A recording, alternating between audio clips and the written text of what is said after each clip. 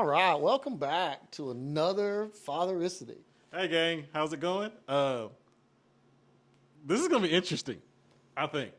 Interesting. I think you it's gonna be say. interesting. I think it's That's gonna be one way to put it. Yeah. Jermaine had the bright idea that he wants to discuss wokeness in like what we let our kids watch and the influences that we let around them. Yeah. So, disclaimers: don't come for us. Don't cancel You us. can come for us. Or you can come What for. are all 8 subscribers going to Yeah. cancel us and reject So, us or what? but in all honesty, like Charlie and I have known each other for well, again, this is my 16 years anniversary coming up. Real quick, I've known him for a long time. Yeah. And like so we've had some conversations and things like that. But throughout this podcast series we've had so far, it's been fairly light. We've touched on some topics, but like dads, parents need to recognize what's out there and figure out what's best for their family. And there is a changing climate right now in society. And some would say there's a movement out there. How big of a movement there is up for discussion, but in the end, most people want to do what's best for their kids. Right. And every family has that responsibility. Every father owes their family, the safeguards to protect their kids from what they think is a danger or a hindrance. So, again, that's the disclaimer. We have our opinions. They're just that. If you feel the same way, cool. You feel differently, feel free to leave a comment. There you go. So, but Tell us why we're wrong. We'd but love yeah, it. but we ain't trying to set things on fire. I'm not anyway. Charlie may be ready to. I don't care. He may strike the flames. I don't know. So that's what we're talking about today. Like, just with what seems to be going on out there, how much of it do you think might be in your own mind, in your own family? Is it a threat to your kids and how you want to raise them? Okay, so here's the thing. We homeschool Yeah. because we kind of want to control more of what they're exposed to and what they get into out there in the world, at least while they're young, and or kind of expose them at our own pace maybe. Yeah. But yeah, I mean that's why we do it. So you'll kind of get an idea of where I'm going to come from on a lot of this. Is that I'm all about protecting mine, and I know my kids are going to have to come in contact with things I'm not ready for them to come in contact with. Yeah. Or that maybe they're too young to be able to understand or be prepared for before it comes up. And I think that's the key thing right there. At some point, I think families, kids are going to grow up, get older, Oh, yeah. and start to recognize things, see things, be introduced or otherwise notice some stuff. Like, oh. And then that's where the conversations come in. I think the issue most parents have, and again, I'd be one too. I'm one too. Again, I got a 2-year-old, so I don't think I see it yet. Well. But I take that back. I've already seen some stuff. But like, what happens when you're not ready for them to see it, or it was supposed to? That wasn't the time or the place for it to be. So we got a completely different background. I work in the public education system, so I see the stuff across the nation about indoctrination and this and that and everything else. Not saying I do that in my classroom or the school I'm at. That's a situation or an issue, but I do see a different perspective from it. I'm also a theater major by trade, so there's a whole other level of liberalness, I guess, in a sense, that kind of goes into Okay, that. I'm just saying, everybody watching this video, you see who's sitting on the left and you see who's sitting on the right. And I'm wearing blue. There you go. That was not planned. But yeah, and here's the thing that kind of made me think about the episode. Okay. I was watching something on YouTube with my son, and it was something with Super Mario. And I mentioned before I watched the Super Mario movie, and you asked for a quick review. Mm-hmm. And you asked, is there anything in the movie I don't want my kids to see? And I was like, no, Mario. You play the games, you know what it is. But then something else happened, and then they clicked it with me. It's like, oh, that's what again, Mario movie. It's a good movie. There's nothing in it. At least I don't think there's wokeness there. No, it was pretty good. So, but again, as a parent, I would feel some type of way if I went into a kid's movie or something that was targeted for my kid's demographic, and it had some stuff in there that I'd be like, oh, I wasn't ready to deal with that with my kid. That wasn't in the promotion. That wasn't in, I think the at this reviews point, and stuff and everything. I think at this point you kind of just expect it to be there. Yeah. So you have to try to see, is it overt enough that your kids are going to pick up on it and be asking questions? Yeah. Because a lot of Disney's really bad about it right I now. was about to get That is the number one that you see for such. I don't even know how to explain why, but they will go out of their way at this point just to include some sort. I mean, you can call it wokeness, some sort of agenda in all of their movies that they're writing now. They're no longer making movies solely for entertainment. Yeah. They are pushing an agenda. And I mean, it's the LGBTQIEA. I don't even Plus. know. Yeah, plus bandwagon that they're going. And it's not just them, because when we started talking about it, I said, okay, well, let me look at this. And I was on, I kind of expected Facebook, Twitter, things like that, right? I was scrolling through LinkedIn, and you start looking at all of the companies. They have some kind of rainbow banner for their company logo on LinkedIn right now. Yeah. For this month. Well, yeah, this month is June. It's Pride Month. I don't know when June was officially, I guess, observed as Pride Month. Again, as straight guy, so I don't really follow that sense, so to speak. But I've noticed that, and I was watching a TikTok today, for example. And my thing was, I was watching, again, this today. It was a sports reporter was talking about how in Major League Baseball clubhouses, a number of the players were basically saying to management, hey, what's going on right now is cool. It is what it is. People live their lives, that's fine. I play baseball, it's my job. Don't change my jersey to represent what I may not agree with, Yep. and make me wear it in a game you want me to win and be my best at. So there's a whole, and he's like, and I thought about that, and I was like, again, if it's on the calendar and I buy the ticket and I pay attention, and there's a particular themed event for a game, I can make the decision to either buy the ticket or not. Right. But to just show up one day and it be happening at that moment, and with my son in my arms, I would be like, okay. Yeah. But then even within that, I would be bobbing and weaving, trying to get away or distance myself from things that And that's I it. know Even he's not ready knowing for. at 2 years old, even if you whatever you understand, he's not going to be able to process it. Doesn't have a clue. But That's right. yeah, even myself, and I'm a fairly liberal guy, but I'm also in Texas, so I have some conservative stuff too.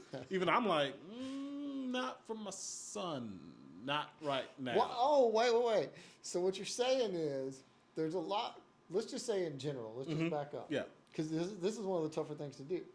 If you really went in and analyzed it, there's a lot of general policies or ideology that you would agree with that you really wouldn't want your son to be a part of. That's a tough one. It is. And I think it's Because just, as you take your views into it, you go, well, no, obviously I believe this, I believe that. And then you start really putting that at home and you go, okay, my son, would I want this to apply to him? Would I want him to be believing that? And it's different. yeah. I know it's an apples to oranges comparison. I know it is. But a perfect example of this would be profanity in the household. There you go. My wife and I don't curse much. My wife, if she gets upset, says like chicken nuggets. Like, if my son's not there, my wife will drop an F-bomb if she's really upset. Things like that. But when our son's in the room or in the house, we don't say it. We don't. It's just an unwritten, just understood rule. No. And if we're at someone else's house, it's their house, it's their rules. But if they drop a cuss word, the first thing I'm doing is like, "Where's my son? Looking to Did he see hear that?" if he picked up on And it. he cussed one day. Really? He was with a family member, and something happened, and they said it, and he repeated it, and they thought it was cute and funny. I And, could narrow that down to 2 or 3 family members. and know who it is. that's why I'm saying no names. And I was like, Yep, and they're sitting there laughing and thinking it's funny. no. Because it ain't And their kid. They apologized. They're like, and then they checked themselves the next time they wanted to say, like, oh, because my son was right there. So like, it's a very difficult thing, but at the same time, it's something that I think dads, families have to really look into. And I think fathers fight. I know I struggle with this some, but the feeling of hypocrisy that comes in whenever you know there are things as an adult you do that if your children do, you would be very upset with. But in that same line of thinking, there's a maturity level that they need to get to be able to understand exactly what they're doing. That, again, I don't want them exposed to all of that and take their innocence away. Yeah. I believe there's a big thing to that, to like letting kids be kids and not trying to put a lot of the worldly stuff on them too early. Yeah, and I think that's the thing. I think I'm coming from the viewpoint of very specific things, but at the same time, like I'm just go back to what you're saying, Disney. I remember it going as far back as the live action Beauty and the Beast, where the stories came out to where there was a gay kiss somewhere, and I was like, what? Yes. And then I watched the movie, and like halfway through the movie in the theater, I'm sitting like, I didn't see it yet. And at the movie ended, I was like, did it happen? Did I miss it? Like, I was like looking for it because so many people brought it up. And I think now what you're finding out is with social media and everything else, whatever something happens, so many people, ourselves included, are quick to have an opinion on it. Right. And they feel how they feel about it. Some very strongly, some extremely strongly, some like, whatever. But at the same time, like, and you hear so many different things. For example, right now you walk into a place, you're like, wow, I wouldn't have ever thought about it. But then you walk into the store and it's the only thing you think about. Like, I'm gonna be real. I don't shop at Target much. I'm not. Well, we don't have one. We don't have one around our area. It's too far away. Yeah. But again, I go to Target. Okay, cool. If the stuff was there, okay, I'm not buying it, but it's there. But no big deal. But I've heard so much about it that I seriously, in the car, my wife's like, hey, let's go. I need to buy something. Okay, am I going to the Target literally across the street? Or do I go another mile away to Walmart to not have to deal with all of that going on with it right now? Positively, negatively, whatever. What do I do? So like, it affects stuff. It really does. And here's Well, we're in a weird spot right now too, Yeah. because this is one of the first times you've seen, although it normally gets brought up, but I mean, you mentioned Target. Let's go to the Bud Light thing that's going on right now I don't too. drink beer, so I never would have thought that you would have been able to stop all of the Bud Light drinkers that I've seen my entire life. You'd be able to just do something, anything, in order to get that big of a group of people to make a collective effort to try to make change. But this is one of the first times, and I don't know if this is just to where society is getting tired of one viewpoint necessarily being pushed or shoved down their throat, but you're seeing where it's always been canceled the other way Yeah. because, for not including and not promoting this, that now you're seeing a majority come back and go, hey, well, we don't agree with that, and we think you've crossed the line. And especially a company like Bud Light in particular. Did you not know who your demographic was? I mean, that's what I would say to them. Did y'all not understand? I think it was arrogance on their part to be like, look, we don't think y'all are going to ever stop using our product, and we can put whatever we want to out there. And I know, depends on how far down that rabbit hole you want to go, that there's a lot of economic issues tied to it, like being able to borrow money to keep the business going, things like that. They all have some kind of score that's kept on their social, whatever it is. Yeah. Okay. But I don't agree with that. I have no problem with like-minded people doing business together. Yeah. I'm a Christian. I would like to do business with other Christians. You know what I'm saying? I don't think that's a problem. If somebody else wants to do something else, they have a different view. If they want to do business and financially they succeed or fail within a community that believes the same thing they do, I completely support that. I don't drink Bud Light. You don't drink Bud Light? Yeah, but I don't drink Bud Light. But even that, to me, as just an outsider in that scenario, I heard about it on the news and websites and stuff, and I was like, what? And then I scrolling through social media and I saw it. And I was like, okay, this is a weird commercial. Like, just because it wasn't, because again, most people think beer drinkers, dudes, pickup trucks, hunting, girls, and wearing as little as possible at bars, football, wings. You just kind of think that. So when that Mulvaney, the Mulvaney commercial came up, you're just like, what, why? In the sense of like, what? Capitalism is simple. You try to make as much money as possible. Well, you know your demographics. You know what you're going after. You know what product you have and how to go about getting it.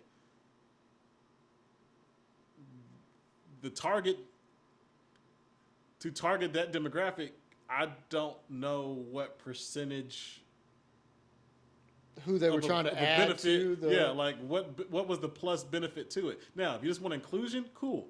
If you're looking just to say, hey, beer's for everybody, hey, cool. I personally think had they had that commercial and they took that person and put them as part of a group of people drinking beer to where you never would have known, but that wouldn't have got the point across that they wanted to get across. You had to single him out. I mean, it's a him. Had to single him out in order to make that point and make it special and give them their own spinoff. This is one of the funny things. They were willing to pay him to do the commercial. I don't have a problem with him taking their money to do the commercial. No problem with that. That's where it goes back to everybody's mad at the company. Why are you spending your money to that? And like you said, what vast majority of the public are you trying to entice to drink your beer with this that you don't already have? Yeah.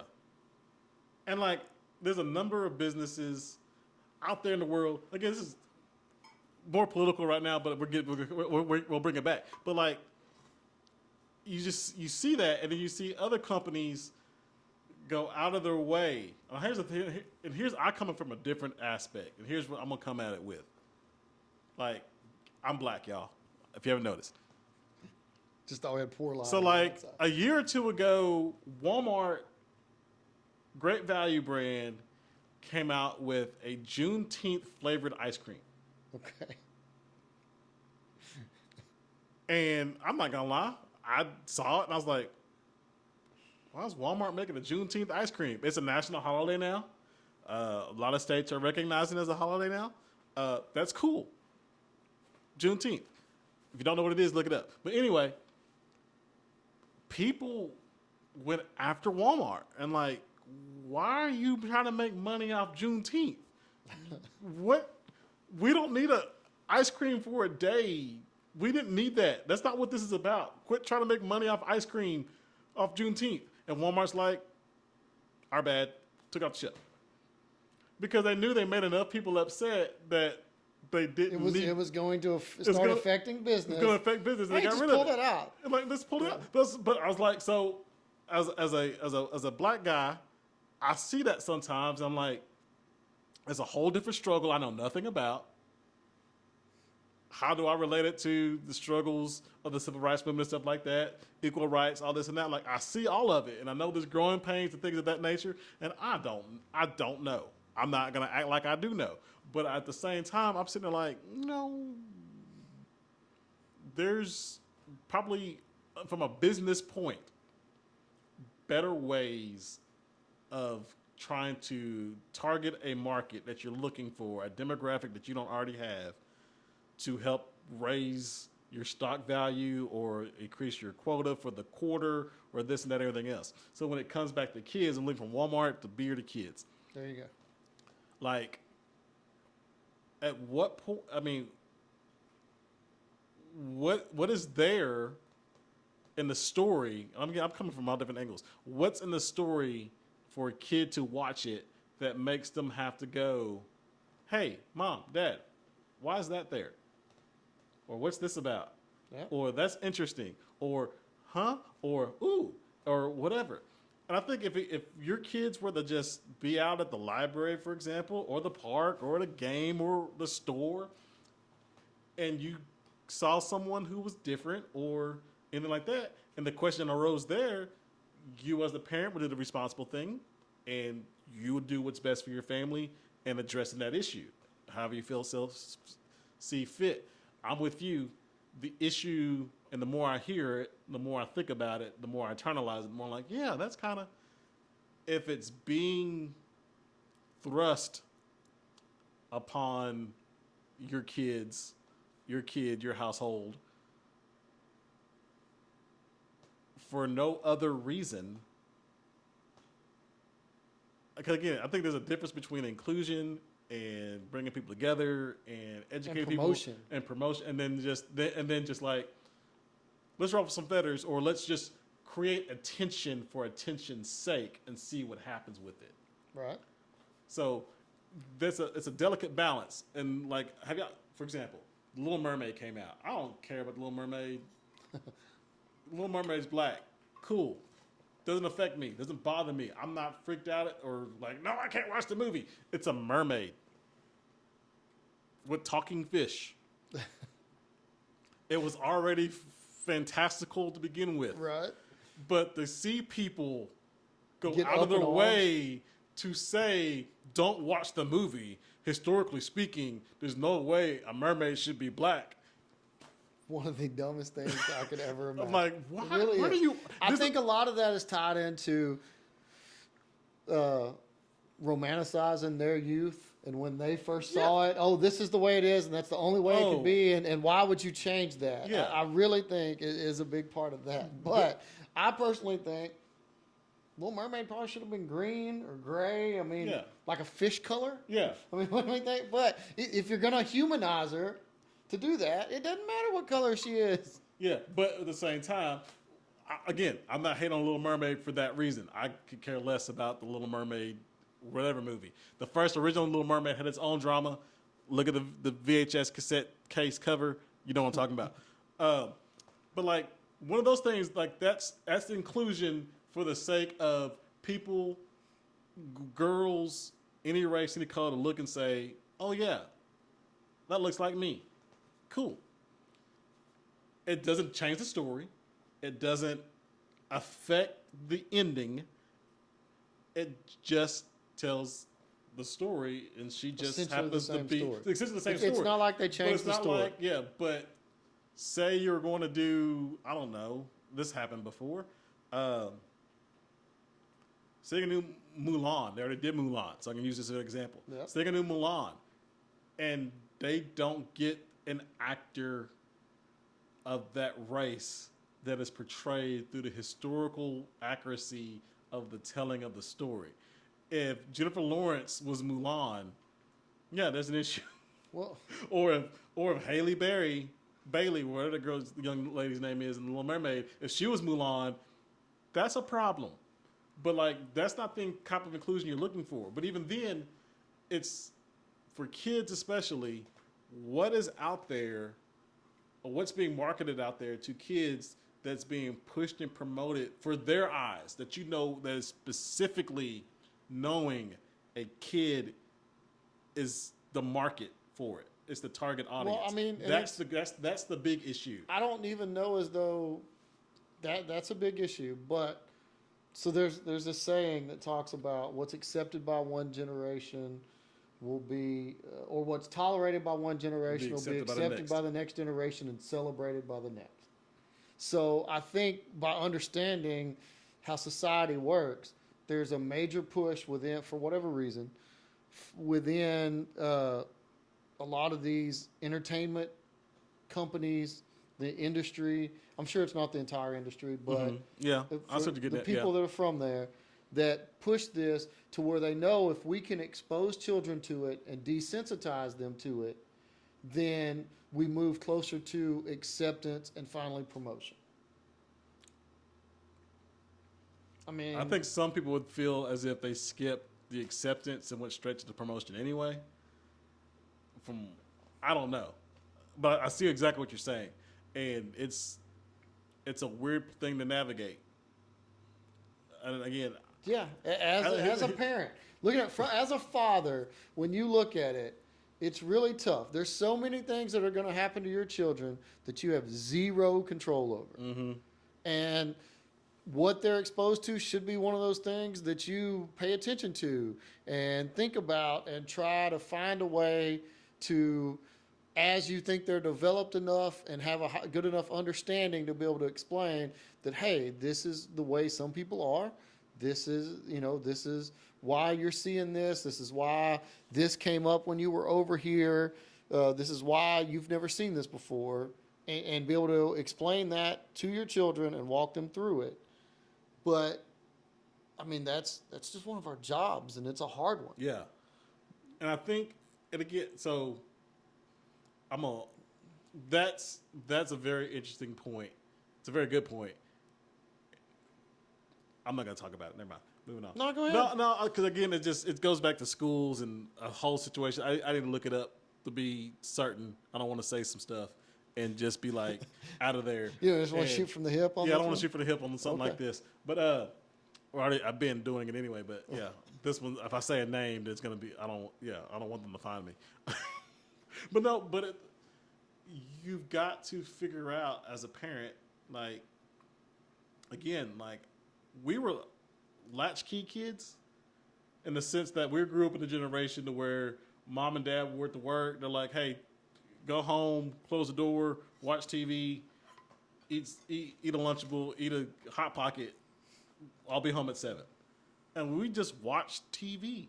Right. The internet wasn't a thing yet. Like we could just watch the Ninja Turtles and Wheel of Fortune and all that kind of stuff. We weren't concerned about, our parents weren't concerned about what TV show was coming on at 6 o'clock at night because it was the news. Right. That's what it was. Like, they weren't concerned. You had 3 channels to choose from back in the day. Now, they have it here. And kids get it as early as, I know some kids get it as early as 5 or 6 years old. Like, this thing right here, for those who can't see it, it's a cell phone. Like, you have no clue what your kid's watching. I don't know how many times I've let my kid, I'm sitting right next to him. He's watching my YouTube on my phone. He's on your phone. He's on my phone watching a YouTube video. And it's some new video. He's really into it. I've never seen it before. It's not a Blippi. It's not a Ryan's World. It's not something like that. Curated toward kids that were made like 5 years ago. Mm-hmm. And like a word will slip in. I'm like, whoa. Where'd that come up? And I find it, we change it. Or if it shows up and it has this spooky character that my wife heard about being an elementary school teacher, she changes it. Like, you catch it right there, but like, he's already exposed to scary things without me even realizing it. well, with me realizing it right there, being right there, it's already being exposed to things I would want my 2-year-old kids exposed to. The scary thing, the monster that hides in the closet, you know, damn or hell being said in the video. And those are targeted towards him, and he laughs his head off.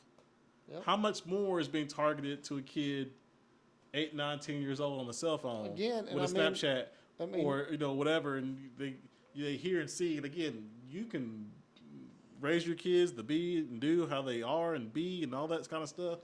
I don't know. It's a weird balance.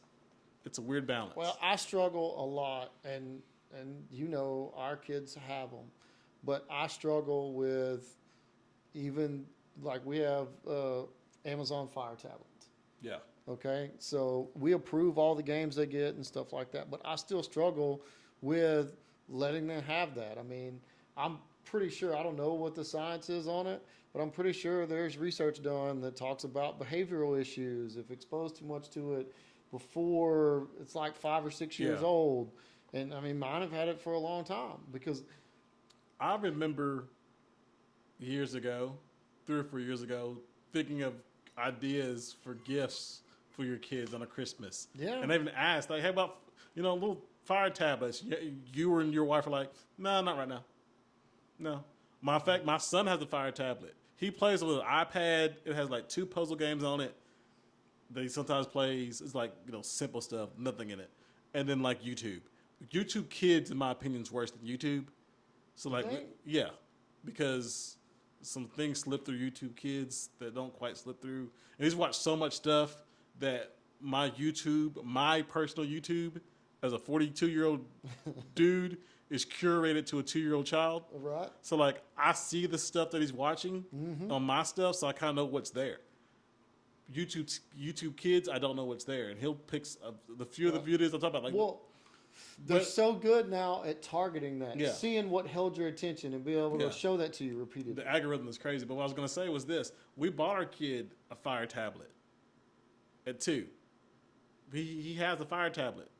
If I take the iPad away from him, he's cool. Okay, he'll go run off and play something else. I take the Fire tablet away from him, he goes nuclear. His tablet, kid you not, is in a drawer in our bathroom. I was going to say. Because I know it's the one place he will not try to search for stuff. Because if he sees the tablet, it was hiding in the closet for a long time. He never saw it. And one day we're just laying in bed. He looks up and he's just like, that's my tablet. I want my tablet. And for 2 days, oh my gosh. So like, again, you choose all the games and stuff in there too, but like, it's a monster. There's the monster in the closet. Gosh, that's a horrible pun. I didn't mean it that way. There's a monster under our bed, under your kids' beds, in the closets, in the TV, on the radio, on your cell phone, just out there. And like, dads just have to be ever vigilant about it. And like, I think you have to start training your kids at an earlier age than we would like to be able to discern what's good for them and what's not. Yeah. And teaching them the ability to go, okay, if you're watching that and something kind of doesn't feel right, you probably need to change it and get away from there. Again, my son's not watching Bud Light commercials or trying to, well, I mean, shop at Target. I know exactly what you're getting at. I know exactly what you're getting at. But like, my point to that was like, even though we're talking bigger things like business-wise, capitalism, stuff out there that we see every day because it's targeted more towards us, kids get the same targets put up for them every single day. It's just wrapped up in a different package. And again, trying to navigate that, I think, as we get older, is going to be probably the biggest struggle families are going to have. I can't imagine how hard it's going to be for my kids' kids when you get to that next generation. Because, like I said, we're kind of in the generation where, okay, you're getting exposed to the internet and a lot of these things at a much younger age, and you're dealing with that. But that's all the technology we know about. Yeah. After that, in another 20 years, 30 years, I mean, can you imagine with the advancements of AI and all these things that are coming out, it's going to be so far beyond what we could ever imagine. That's like, if you went back when our parents were kids and somebody told them that, hey, your grandkids are going to have, mobile TVs where they're going to be able to watch stuff Yeah. on demand and they're not going to have to sit through commercials because they could skip it or go to a different video How or long ago anything was like this? this. I mean, go back to your grandparents. When your parents were kids. 1955. Okay, so in the 50s, Yeah. nobody was thinking. I mean, cell phones weren't around back Oh, no, then. no. The internet wasn't invented then. That's how far technology's come. And they were still worried about the same things we are now back then. They were worried about people being exposed to too much too soon. And how do you protect your kids? So it's just something that multiplies as more gets thrown at them. Yeah. And what was leaps, generations ago, what advances were considered leaps that took 15, 20 years, we're finding out in days.